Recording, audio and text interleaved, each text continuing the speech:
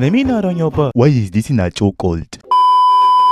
Hello guys, nice to have you all here. We appreciate the proximity, the camaraderie. Are we going to be watching scary videos? Probably. We never get scared out here. So let's just watch a couple of them. See what happens. On August 15, 1989, a family of 3 was driving along Interstate 205 near Stockton, California when their car began to overheat. Forced to pull over, the father popped the hood to check the damage. It didn't take long to realize they needed professional help. Leaving the mother behind to stay with the car, the father and his young son set out on foot to find a payphone. As they walked, the boy noticed something unusual, a camouflage jacket discarded by the side of the road. This piqued his curiosity and he went over to take a closer look, only to find an unmarked VHS tape sticking out from one of its pockets. The boy picked up the tape and later brought it back to his home. By this point, his parents were also curious about what they'd find on this seemingly abandoned tape. So they inserted it in their home VHS player and pressed play. However, the contents of the tape were far darker than what they could have imagined. Now, the original unedited video has never been made available online, but there are different pieces from various sources that I've done my best to put together. It opened with the camera pointed at a massive fire at night, with what I can only assume is the cameraman saying some ominous stuff. Look at the fire. This is my domain. My hell. A bit into the video, the camera refocused and the source of the fire became clear. It was a single-story home that looked like it was still under construction before it caught fire. I call it home. My hell. The whole sky's black with smoke. Okay.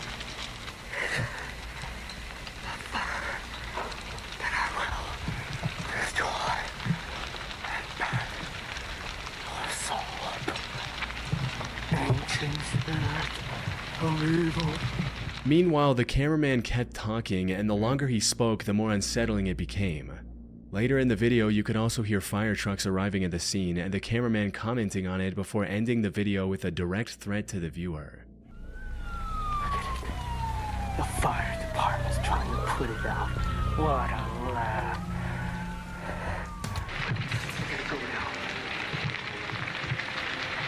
But remember me tonight, ladies and gentlemen. Your house is next. The tape then abruptly cut to the scene from the 1984 horror film A Nightmare on Elm Street. It wasn't clear if the fire video was taped on top of the movie or if this was a deliberate edit. However, one thing was clear: the frightening video was filmed by the person who set the house on fire.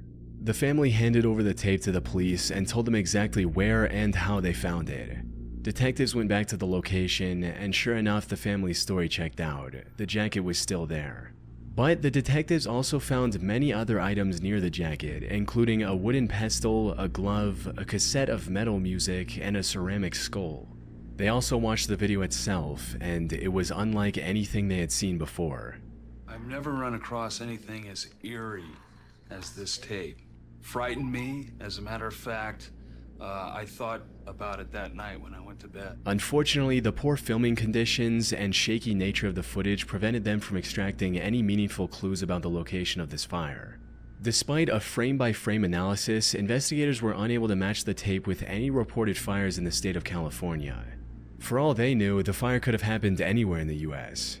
As for the motive behind this action, the constant talk of hell and evil led the investigators to believe that it had something to do with Satanism. And while this might sound a bit far-fetched today, you have to remember that back in the 1980s, major acts of evil from devil worshippers was a real concern for many people. But without any leads, this was nothing more than a theory. So, after exhausting all other options, investigators decided to enlist the help of the media and featured the story on the popular TV show Unsolved Mysteries in September of 1990. Bro, this was the internet back then. This show, like, you could just solve a case by putting the case itself on TV. It's funny how far from TV we are now. I still watch TV since I went to watch the news and that, but I don't actually watch TV like I used to. Now it's more YouTube. No. But yeah, nothing beats that feeling of watching a Sunday movie. This is just different type of feeling to it, you know. I don't know if you guys feel that, if you guys used to do that back in the days, but Sunday, Saturday evenings, I was just watching a movie, just stay home. If it was raining or something, I wouldn't go out to play. And now when I do that, I remember those times, and there's a nostalgia to it. There's like a feeling to it. 90. And this worked better than the cops could have ever imagined. Within 2 hours of the episode airing, investigators received over 1,000 calls from viewers with potential leads. Among these 1,000 plus callers was a man named Ed Tarantino, who got shaken to his core after seeing the found footage on TV, because he lived next to the burning house in Redwood City, California, some 80 miles west to where the tape was originally found. More importantly, the show also led the investigators to the owner of the under construction home that was burning in the video, Bill Otherly, who described the incident as the act of a crazy person. And turned up, it's my house that's on the videotape. And then you heard the voice of this individual. And you go, this guy ain't playing with a full deck. This was an extremely expensive loss for Bill. The fire had completely destroyed his under construction home, costing him $900,000, which is about $2.5 million in today's money. Meanwhile, the Redwood City Fire Department also confirmed the incident. As it turns out, the fire department had captured their own footage of the incident for use in future training, and parts of this fire department footage matched the mysterious tape. Cross-referencing the two videos also revealed that the arsonist was just about 50 feet away from the fireman when he recorded his video. That's exactly what I was thinking. This guy risked a lot by just staying there and recording, because he heard the fireman comment. So what? Is he that bold? Jesus. I really do not understand why do people. Well, I kind of do. Not really understand it, because you have to be that person that likes to do that to fully understand. But I guess they like the power of destruction and the fire, because fire is kind of invincible, so it makes them feel invincible. I'm just going with the breeze. Don't judge me. But I do believe there's some correlation there. The fire department's trying to put it out. What a laugh. Now, all that remained was to capture the culprit. But that wasn't going to be easy. According to the owner of the fire department reports, the arson attack happened in August of 1988, which is an entire year before the tape was found on the side of the road. The only lead the investigators had on the suspect was the name he mentioned in the video, Omar. Forget it, Omar. This is what I've been doing on your week's vacation. I said I'll do it. I said I'll do it. It wasn't much, and for a while it seemed like a dead end. That is, until the police received a new tip from Doris Lance, another person who saw the Unsolved Mysteries episode on TV. She suspected that the Omar mentioned in the video was referring to a 17-year-old boy who lived in the area. And when the police brought him in for questioning, he cracked almost immediately and told them everything. Omar claimed that he was silently standing off camera when the video was filmed, and that it was his 19-year-old friend who started the fire and recorded the video. The investigators were finally getting close to the perpetrator, but they needed more evidence before making their move, so they started tailing the alleged arsonist, observing him from a distance.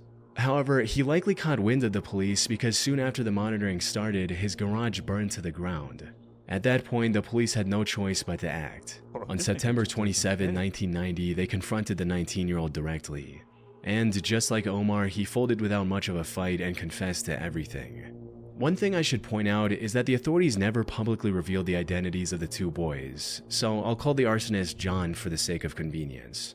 After going through John's home, investigators also found tons of incriminating evidence that linked them to not only the Redwood City fire, but similar arson attacks on 11 other structures and 15 grass fires. This evidence included things like a picture of graffiti on a wall stating, "Please no more houses," and a news clipping pinned to the wall about recent arsons which the two boys likely caused. But that wasn't all. In the burned down garage, they discovered bloodied knives and mutilated animal parts. They also found tapes containing disturbing footage of John dressing up as a satanic vampire and threatening a humanoid sculpture with a knife. How you doing, Father? I hope you're doing real good. But not all of the footage was so theatrical. One of the most notable clips showed the two boys goofing around in an open field. And now, to finish the job. That field, as it turned out, was being transformed into a housing development. It's likely the boys were furious about the changes and decided to take matters into their own hands by torching under construction homes to stop the developments. This would also explain the eerie graffiti I mentioned earlier. However, since both of them were minors when they started those fires, they were tried as juveniles despite the severity of their crimes. Omar was sent to juvenile detention, while John was deemed mentally unwell and was admitted to a mental institute. What happened to the two after that, we don't know. I've seen some claims that John was released from the mental institute and died in a car accident in 2017. And while there's no direct evidence to back this claim, I did find a news report of a hit and run in Redwood City from January of 2017. The victim of this incident was 45 years old, which aligns perfectly with the age John would have been in 2017. But if this is completely unrelated and John is still alive, I seriously doubt he'd reveal himself now just to satisfy the curiosity of randoms on the internet. As for the tape itself, it's still unclear how it found its way on the side of the interstate. This is so weird. So he burned the house. He got caught. Then how long? He was 17. I don't even know how old he was when he got caught. So, but he did a lot of time, as he should though, because he was going on a crazy path, killing animals, making dummies, stabbing them, calling them father. That's the scariest part. Are you trying to kill your dad? Listen, kid wasn't right in his mind. I'm glad he got caught before anything else happened. That kid was a ticking bomb. We might have had one. There. On August 23, 1987, a pair of backpackers were hiking south of the Junco Lake trailhead in the mountains near the tiny town of Tabernash, Colorado. However, what might have seemed like an ordinary hike quickly turned into an unforgettable experience that would stay with them for the rest of their lives. The two came across the wreckage of a crashed plane with parts scattered everywhere. They informed the authorities about the find, prompting a complete search of the area for evidence of what happened to this plane and when. While Dale Wood, a Colorado deputy sheriff, was investigating the area, his attention was drawn to a VHS tape hanging from a tree. Most of the tape's insides had come out and were tangled in the branches, but he recovered everything he could and brought it back for restoration to a somewhat playable condition, and the footage was disturbing to say the least. The VHS contained the last moments of two men who went missing 3 years ago, the 36-year-old James Jeb Cottle and his similarly aged passenger Ronald Hugh Wilmond. On August 10, 1984, the two flew from the Granby Airport with the Jeffco Airport as their destination on a small Cessna L-19E Bird Dog airplane. However, they never arrived at this destination. Multiple search parties were deployed to their approximate route, but none were able to find any evidence of what happened to James and Ronald.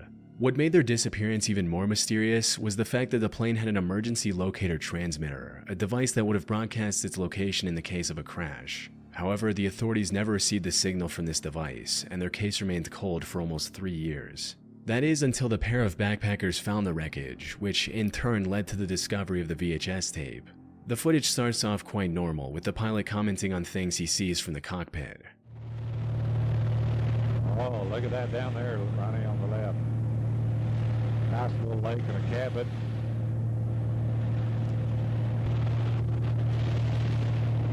Those dead trees down there. Jesus.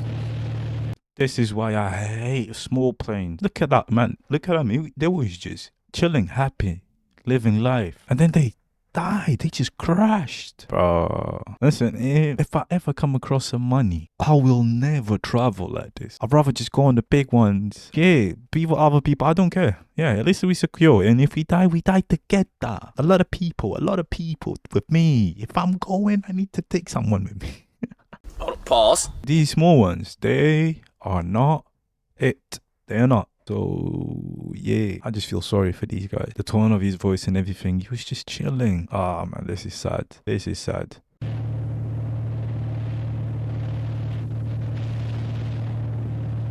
whole bunch of them back up in here, those beetles. Very pretty little lake. However, around 5 minutes into the footage, things start to go wrong as the ground starts coming closer and closer.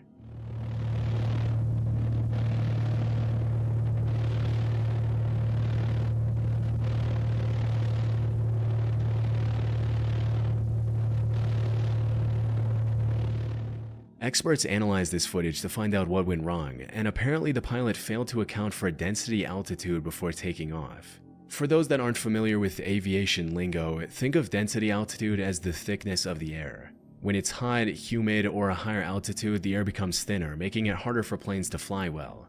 Pilots use density altitude to know how their plane will perform, like how much runway they need or how much weight they can carry. On the day of the crash, the density altitude around Tabernash was 13,000 feet. In other words, the air was as thin as it would be at an altitude of 13,000 feet.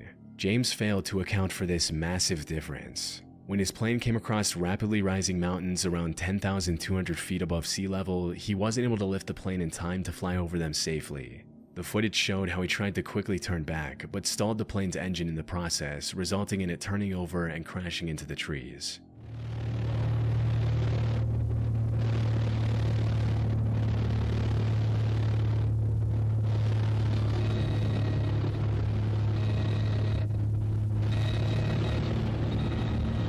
Damn, hang on, Ronnie! The footage also explained why the emergency locator transmitter didn't work. The plane flipped upside down just before the crash, which damaged the transmitter, preventing it from signaling for help. It was an unfortunate incident all around. The only potentially good thing that came out of this is that James Cottle's family authorized this found footage to be used in flight instructor training.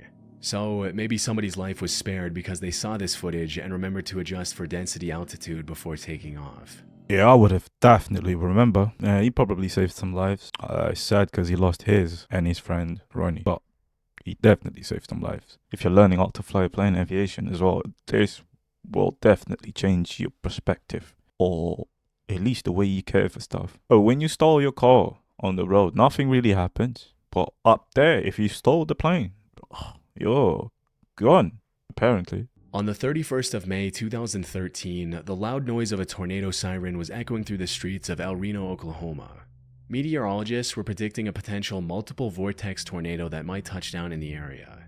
And while this was bad news for the residents of El Reno, the rarity of such an event also attracted a lot of storm chasers from around the United States. This also included a three-man crew of storm chasing experts: the 55-year-old Tim Samaras, his 24-year-old son Paul Samaras, and their partner 45-year-old Carl Young. The three had extensive experience in safely chasing twisters and gathering valuable data from them. They were also a part of the Discovery Channel's Storm Chasers and were heavily involved in the show from seasons 3 to 5. In May of 2013, the trio had actually arrived in the stormy area many days earlier to thoroughly analyze the storm before giving chase. Oh, I'd say this is the one. Oh yeah. This is gonna be the storm of the day right here. This is gonna do it, I think. Unfortunately, the May 31st twister wasn't something they could have predicted, even with their vast knowledge and experience.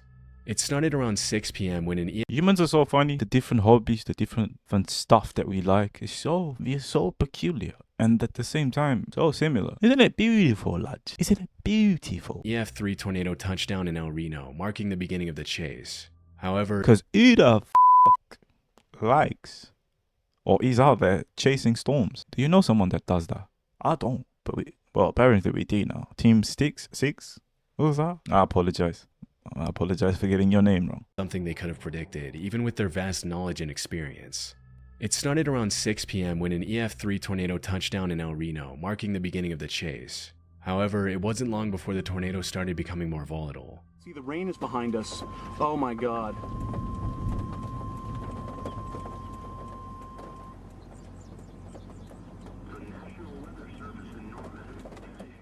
What was supposed to be a category EF3 quickly turned into an EF5, which is the most intense a tornado can get.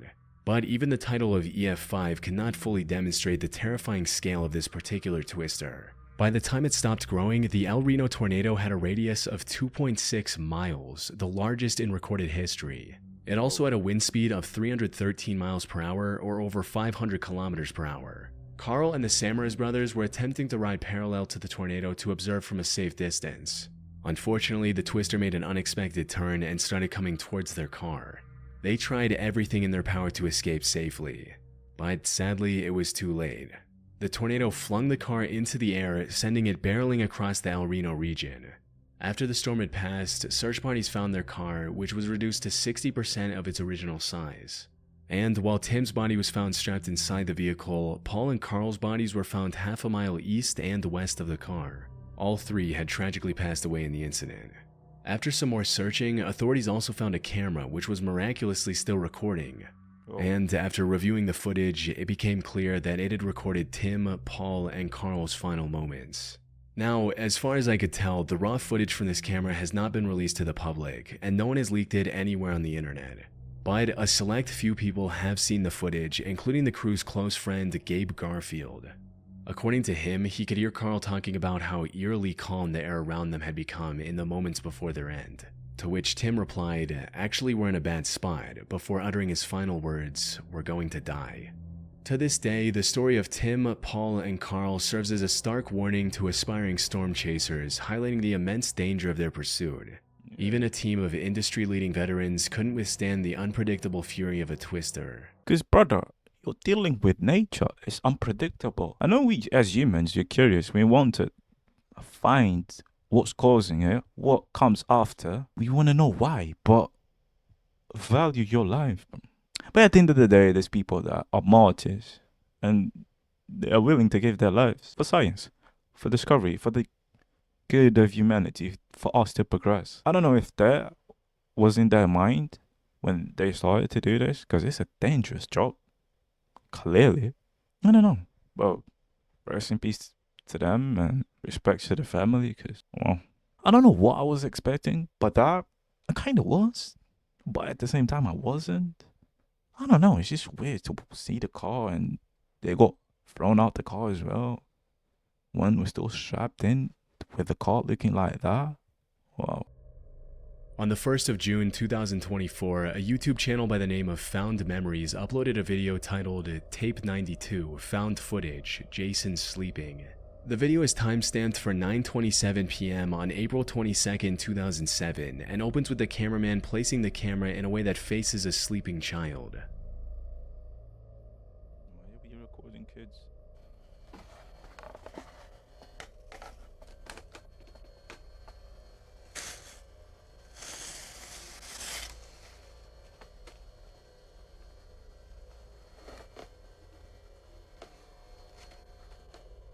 Aside from the sleeping child turning a few times, nothing happens for the rest of this nearly 30-minute video. There's not even any unusual sound in the background or anything. Now, despite the footage being completely uneventful, something about this whole thing is inherently unsettling. The lack of context and the uncomfortable silence can easily turn this into nightmare fuel if you have an active enough imagination. According to the description of the video, the original tape was simply labeled as Jason Sleeping. The uploader also gave an explanation for where they found the footage, stating, "Found in a box full of abandoned camcorder videos, uploading to archive the footage. Perhaps one day someone connected to the video will see it and appreciate it." And while this provides some much needed context, it still leaves the biggest question unanswered. Why would anyone record 30 minutes of a child sleeping? So I decided to dig a bit further. The first thing that came to mind is that this is just another one of those staged, artsy, analog horror type videos. However, after going through the channel that posted this video, I don't think that's the case. The channel, Found Memories, was created fairly recently in April of 2024. The About section of the channel reads, "Uploading media I've found to archive, and maybe one day the original owners will find it and appreciate it. I've acquired thousands of videotapes and media over the years from various places, pawn shops, private sellers, auctions, and thrift stores to name a few. I recently had the idea to..." Why would people appreciate this? If you lost some type of footage of yours and someone found it, why would you be happy if that person posted that online? Because clearly you didn't want to. So why would someone be happy with that? Bro, you're wildin'. I know you're wildin'. I know you're a weirdo. But let's move on. To start this channel as a way to start archiving them and actually do something with them. Maybe one day someone connected to them will find them. And this seems to be the truth. At the time of writing, this channel has uploaded over 180 different videos, and almost all of them are extremely unique in some way. From children opening their Christmas presents in 1991 to a whole wedding. However, almost none of these random videos are creepy or scary, with the sole exception of Jason sleeping. I highly doubt the owner of this channel filmed or acquired hundreds of random tapes just to sneak in one obscure horror video. So they're likely telling the truth about finding the tape. But if it's not an artsy horror flick, what is it? Now, while it might be easy to drum up some creepy stalker story, the real explanation might be a lot simpler. More specifically, this was likely recorded by a parent who wanted to observe the sleeping patterns of their child, maybe to see if they sleepwalk or talk during their sleep. Many comments under the video also agree with this explanation, with one commenter even providing a personal anecdote to validate this theory, stating, "I'm sure they recorded to catch him sleepwalking or talking. When I was 9, I woke up in my mom's closet. My mom about had a heart attack when she opened the door and asked me why I was there. I said, I don't know. She thought I was lying, so one night she videotaped me. But I didn't do it. It was a one-time thing for me. Also could be paranormal reasons. Kid been waking up with scratches, bites, could be anything. 9 times out of 10, there's really no creepy reason parents record kids. Not saying it doesn't happen now, but just way less likely. No, I like this person. This person is reasonable. Gave it some thought, remembered something that happened to him, and then, yeah, gave him a little explanation like, listen, it could just be some sleepwalking activity going on. At the end of the day, we really don't know and can't know the motives of this unnerving found footage. Maybe the channel owner's wish will come true one day and Jason, or the person who recorded this footage, will find this video and reveal the truth in the comments. It's a bit weird though. It's a bit weird. In August of 2021, YouTuber Rich Aloha was filming one of his signature diving videos in a pool under a waterfall in Foster Falls State Park, Tennessee. He was excited to jump in the water in hopes of finding some treasure like a drone or an iPhone. But what he uncovered instead was a lot more disturbing. After looking around on the lake floor for some time, he saw something unusual. Yeah, I would never do this. Yeah. Listen, I would never do this. You know why? Because you can find something you don't want to. It's really fun. It's really until you find an arm or a face or something. Bro, no, I'm not involved in that. Because then you gotta have to live with that forever. It's just there in your brain, ingrained. No. Usual sticking out of the ground, which turned out to be a GoPro camera. The GoPro had clearly been in there for a while, plus the outer shell had massive cracks, which allowed water to get in and fry every electronic component. But before Rich threw the broken GoPro away, he decided to remove its SD card and plug it in, just in case it somehow survived the months underwater. And to his surprise, it was actually fully functional and had the footage of the adventures of a young man. This turned out to be 22-year-old Richard Ragland, who tragically lost his life 2 years earlier, drowning while swimming beneath that very waterfall. In fact, the footage Rich uncovered had Richard's final moments in water. We can actually see him getting visibly exhausted and struggling to stay afloat near the end. The camera likely recorded his final breaths as well. However, from my research, the complete footage isn't available anywhere online, and even if it was, it wouldn't be something I could show here on YouTube. Rich likely never released the complete recording out of respect for Richard and his family, which I fully understand. And while the death of such an upbeat young man is sad, at least his family got to see his last happy moments on this planet thanks to Rich finding the footage. Whoa. Well, this took a turn. Wow. Well, I'm glad he only found the camera though. Because, I was gonna make a joke about this, but I will not do it. Trust me, I'm not doing it. On the 30th of September 2019 at 4:06 p.m., the police in Anchorage, Alaska received a call from a woman claiming to have found evidence of a horrific crime. The woman who called the police was 47-year-old Valerie Kassler. She claimed that she was walking around Fairbanks Street when she found an SD card lying on the ground.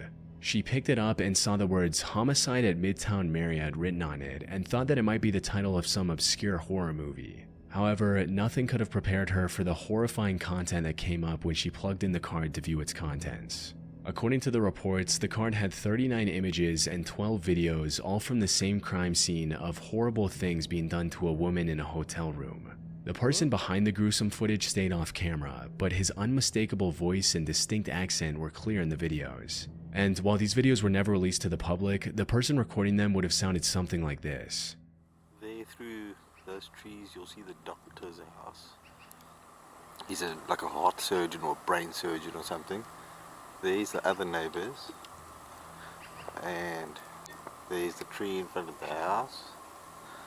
And there's the other neighbors. This is the voice of Brian Stephen Smith, who quickly became the #1 suspect in the case. Apparently, he had called the Anchorage Police Department a few days before the SD card was found and complained about someone stealing his stuff. So when the cops were reviewing the footage, someone from the station recognized his voice. The person who found the SD card also How? Who is this policeman? Bro, some people out there are weird. Because how? How are you just recognizing this man's voice like that? Explain that to me. No, you're a weirdo. I don't trust you, bro. I'm glad you got the capability. I'm glad you can do all of that. But I don't trust you, bro. Nah. How? Let's move on. To recognize the carpet pattern of the hotel in the pictures. It was the Town Place Suites by Marriott. Because you know what? Just from one phone call, you recognize this man's voice. Nah, man, I can't get past. Which was located just a 5-minute walk from where the card was found. Cops went to this hotel, and sure enough, Brian was checked into the hotel on the day the horrific pictures and videos were taken. Further investigation into Brian revealed that he was an immigrant from South Africa and had received U.S. citizenship less than a year earlier. He was also working as the manager of a different Marriott hotel in Anchorage. The police also found the discarded remains of his victim during this time. Unfortunately, he had gone on vacation with his wife the day the SD card was found. However, he was arrested seconds after landing at the airport in Alaska and charged with over 13 felonies for his unspeakable crimes. Police also revealed the identity of his victim, the 30-year-old Alaskan native named Kathleen Jo Henry. Brian pled not guilty, but the evidence against him was too substantial for him to walk free. However, just as he was about to face justice, Valerie Kastler gave a testimony that could have complicated this case even further. If you remember, she originally claimed to have found the SD card lying on the road. In reality, she was hired by Brian as an escort. On her way out, she stole his phone. When she went through his phone, likely to clear it, she came across evidence of his monstrous deeds. But she did not want to get involved in such a massive case, so she copied the files to an SD card and came up with the entire found footage storyline. Fortunately, the case against Brian was already strong enough to withstand this revelation, and he was finally sentenced to 226 years in prison in July of this year. And while this would not undo the pain and— Lady, no one cares. You found a murder. And you found a murderer. No one cares how you found it. Just give it to the police. Why would you go to the lengths of copying the files from one memory card to the other just to say that? Now that's nuts. It's completely nuts. And suffering Kathleen went through, at least now her family can rest easy knowing that the monster who did this to her is rotting in prison. Yeah, I still can't get past the fact that that guy, the policeman, just recognized this man's voice from one phone call. No. You're weird, bro.